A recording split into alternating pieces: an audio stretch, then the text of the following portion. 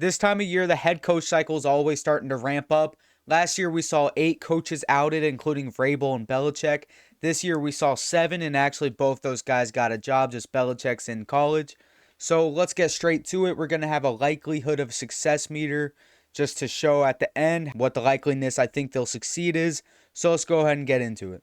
Duval. A lot of people know him and don't really like him so far, but Mr. Duval himself is who's going to Jacksonville. Liam Cohen was kind of a late hire in the cycle. Seemed like he was going to stay with Tampa, but he had a really good year in this Buccaneers offense and with Baker Mayfield last season. Now, I'm not going to fully give him credit for Mayfield's good season because obviously Baker Mayfield's been good before. But even with the corniness in his opening interview, Nick Sirianni's opening interview is pretty awkward, and he is now heading to his second Super Bowl. But getting straight about this roster, and although one of the worst teams in the league last year, the roster is actually sprinkled with some talent. You can say what you want about Trevor Lawrence, he still has talent though, no doubt. With their other former first overall pick in Trayvon Walker, who's always been overshadowed by Hutchinson, but Walker is also a good player.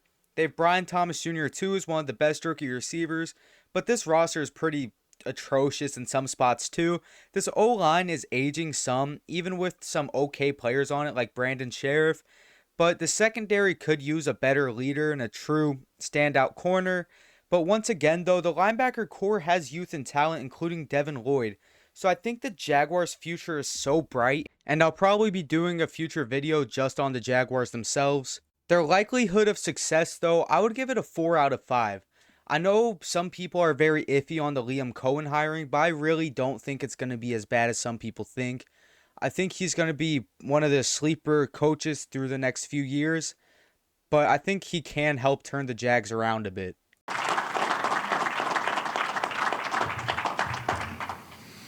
Good morning. The Bears hired Ben Johnson, who's definitely the most favored coaching candidate for every single team, and that's why he has his own video. And I think he has a decent group to work with, if I'm being honest. And as we know, last year's first overall pick, Caleb Williams, is one of those guys. He has a top 10 receiver in Roma Dunes, a top 10 pick in Roma Dunes. He has some work to do before he's top 10 in the league. And then he has veterans like DJ Moore and Keenan Allen. Now, the O-line for this team definitely needs work, and the defense is filled with holes, but they have a young star corner in Jalen Johnson. And the defensive front could get a bit younger by having Montez Sweat. He's a solid veteran there. And I think that there is a solid core, and they have okay capital for Ben Johnson and the GM to work with this coming year. Nobody's older than me. And as Pete Carroll said, no one's older than him, and it feels like every year teams try to get younger at the position. But not only was he the oldest in this coaching cycle, he was going to be the oldest to ever coach a game in the league. And obviously, he has that Super Bowl win. And I really don't entirely hate the hire for the Raiders. We've seen him turn around the Seahawks relatively fast, bring them to Super Bowl in 3 years. And he won that. Now, I believe he has a worse roster to start with than he did in Seattle. But at the same time, I don't think the difference is that huge. And just because he turned the Seahawks around doesn't mean he'll turn the Raiders around too. But the Raiders are lacking a true quarterback, and they're going to have to try to find one through the draft or maybe even trade free agency. On the bright side, though, you have Colton Miller and Jackson Powers-Johnson on the O-line. Brock Bowers, who in a year where Jaden Daniels doesn't have the best rookie season ever, he has the best tight end rookie season ever. So this offense still has some talent. The receiver position is most definitely lacking. But on the defense, you have Trayvon Moehrig. But, I mean, Tommy Eichenberg, he was a rookie last year. Some people think he has some potential. He wasn't too bad with Ohio State in college. Stat-wise, he doesn't stand out from last year. But I think the likelihood of success for Pete Carroll is just right in the middle. It feels kind of like a bridge hire, but at the same time, I think it has really high upside. The floor is pretty in the middle, but at the same time, I think that ceiling can be really high with a Pete Carroll coach team. Awesome. Vrabel would be like, he would play safety on the scout team. And if he ever picked Tom off, he would take the ball into the backfield and just spike it. Now, in my opinion, Vrabel, and even with all the Ben Johnson hype, I think he was the best head coach in this cycle. He's a proven coach unlike Johnson, and he knows the organization that he's now in. And there's a reason Mayo was fired, and that's not just because of his own fault, but also due to a lack of a talented roster. The Patriots went 4-13 for a reason, and that's why they have the 4th pick. Vrabel is going to have to work with the GM on improving the O-line outside of their center, Cole Strange, and all around the defense has holes across the board, and including a lack of a true edge rusher. Picking high in the draft, I'd really consider Abdul Carter, but I know fixing that O-line is very important to this team. But the positives on this team, they have a couple upcoming second-year receivers in Javon Baker, but neither him or Jalen Polk were too on fire this past season. And of course, they have Drake May. So I think Vrabel's actually in a pretty solid spot. And considering he was working with Tannehill his last time in the league, I actually think Vrabel has a very, very good chance of succeeding with New England.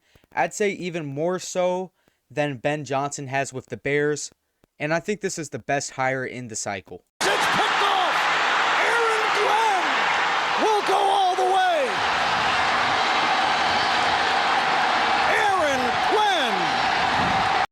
Glenn is the second Lions coordinator to leave them, and it seems like the Campbell tree may grow out through the league, especially since Glenn brought in the Lions' former assistant to be the OC, and he was part of one of the best regular season teams in the league. Of course, the Lions were riddled with injuries and got bounced in their first game.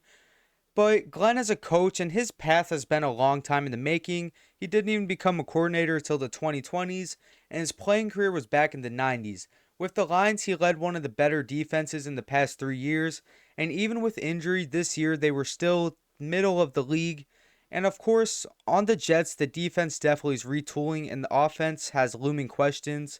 And is Rodgers coming back? I don't know, but I think it's for the best if he does leave, at least for the Jets, and it clears the drama off the team. And Garrett Wilson, who's their best offensive player, seems to want to trade as well. Now, I can't really blame him, as staying with the Jets seems like a waste of his young career, but Aaron Glenn might be able to change Wilson's mind, but as a defensive coach, I'm not sure. Now, Breece Hall and Braylon Allen look like they can be a steady duo in the future for the Jets, and the defensive front is led by Quinnen Williams. So, the defense is pretty mediocre all around, though, but there is definitely some talent on the Jets. And Glenn, of course, like I said, he led the Lions, one of the best defenses in the league for the past couple years, even throughout injuries, and statistically middle of the pack, but this defense has been good, and Glenn felt like he might get hired, but we tend to see some teams wanting to lean towards offensive coaches, but the Jets decided not to do that. My likelihood of success for this, though, I don't think it's a terrible move, but honestly, I'm just not sure if it's a, hire that really has a crazy ton of upside. Ben Schottenheimer for the Cowboys led a fairly average offense in 24, and they were statistically the 18th best in the league.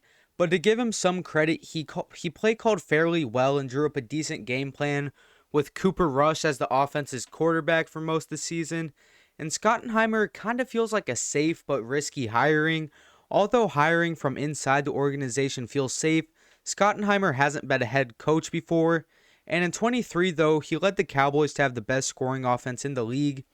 And he will have to deal with the Cowboys roster that's pretty incomplete. He'll have to decide if he wants to retain Rico Dowdle, and the Cowboys don't have a lot of cap space to work with bringing players back, though. The offensive line has flipped from the past couple years to becoming younger, rather than aging like they were a couple seasons ago. The entire left side is 23 years old, but all drafted with high upside in Tyler Smith, Tyler Guyton, and Cooper Bebe. But as we know, Cowboys' defensive front is highlighted by Parsons and potentially Demarion Overshown, and he's been faced with injury after injury. Now, the secondary has also been pretty injury-riddled, from Trevon Diggs missing lots of time, and Deron Bland has even had to sit out some games. Now, there's many positives for this team. Obviously, you have Dak signed to a long contract, and Dak gets a bunch of hate. He's not the best quarterback in the league. He probably shouldn't have been paid like it either, but he is a good quarterback still, and as I already highlighted, the O-line is fairly young, and I think that this will be a pretty interesting roster for him to rebuild. Now, how likely do I think it is that he succeeds? I think the Cowboys might just be extremely average for the next couple seasons under him. So just thinking they're going to win a Super Bowl in the next 3 years, I'm not too sure of it. So even with average success, it's still success. So I'd still put him right in the middle, but maybe leaning a little towards the second category in the bracket.